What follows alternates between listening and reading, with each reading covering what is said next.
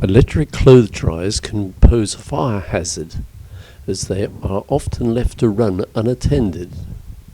One solution is to fit a fire trace automatic carbon dioxide system.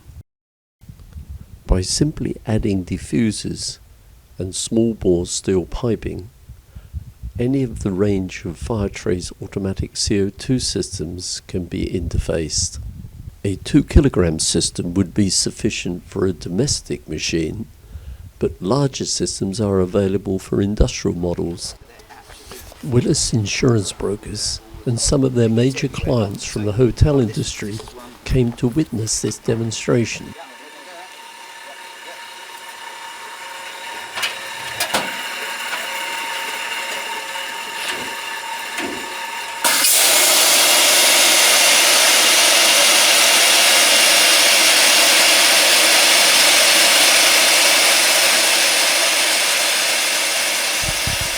CO2 gas will first fill the outer cabinet and then pass through the heater elements into the dryer drum and then out via the exhaust.